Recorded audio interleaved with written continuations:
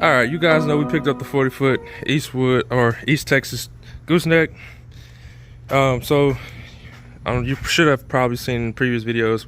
We added a winch, fabricated us a little winch box, keep all that nice and concealed. Ran our wiring and everything down into the neck box, big neck box that goes across the front here with our battery and everything. So, the next step, what we're gonna do, you can see we got some light bars here. We're gonna be adding some light bars. I probably mentioned that in the last video. Thinking about putting something right here just to, you know, fill in that space. And I feel like some light bars would be very helpful when loading anything at night. We go on a ride, night rides or whatever, loading side by sides up and stuff. We can light the deck up and, you know, everybody can see. So I got some 24-inch light bars. We're gonna mount them just about like that on both sides. Hard mount them right there, and then run the wiring down to the battery in there to a switch. So all that'll be on the switch. And we also picked up solar panel to keep that battery charged. Came with the regulator or controller, whatever you want to call it, and also the solar panel right here. So probably gonna mount that somewhere up top near the spare tire mount. Keep it up and out the way so it doesn't get damaged, because it's real flimsy. Wiring and stuff that came with it. So that's our mods for today. We're gonna be upgrading. I got us some pigtails, so if we ever need to take a light bar off or anything, we can quickly disconnect it. Don't have to ride cutting wires and splicing wires the next time you put a new one on. So got those, got us some wire, and yeah, we're gonna throw these things on. Shouldn't be bad. I'm gonna drill 2 holes, boom, on each side, mount it, drill a hole for the wire to pass through, and we're gonna run everything up under the bottom. I also picked up some of these magnet mounts, so that'll work perfectly on this metal trailer to hold all these wires up and out the way, real nice and neat. So I'll show you guys that when we get to that point, but I'm gonna go ahead and start drilling these holes out for these light bars and getting those mounted. Well, we're back. I don't know if you guys can see, but those are actually on right now. Got everything wired up in place, and I think that's gonna look pretty good. It fills in those gaps perfectly. It's gonna be very usable. All I gotta do is go behind them, tighten everything up, snug it up, and those are gonna be ready to rock. I need to put one more coat of paint on top of this since I painted it the first time, just to touch it up. And yeah, show you guys how we ran our wiring. Got everything on like a little connector. Let me move this so I can.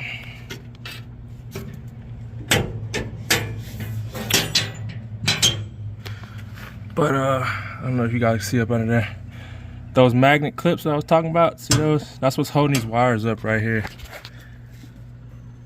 They're pretty neat. I think they hold 25 pounds a piece.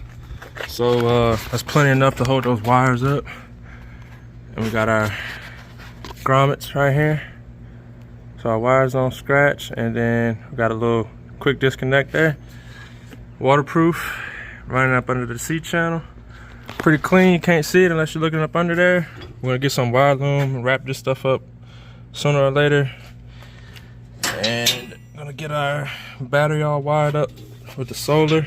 I think we're gonna be ready to rock, guys. You can see we got our big, I think it's a 250 amp fuse going to our winch. That's gonna go in there. So we're almost there. Last thing I do is put in the solar panel. And I'm thinking I'm gonna mount it somewhere up here. That's where I see a lot of factory trailer builders put it, or up here somewhere. So I'm gonna figure that out, and we're gonna get everything mounted up and see if everything works. All right, well, that's a wrap. Got everything completely finished. Lights are in. Got them bolted down pretty tight. They ain't going nowhere. Got our solar panel up here. Decided to put it right here because it was easier just to run the wires to that short distance right there. And hopefully this is a good enough spot, won't get hit or anything.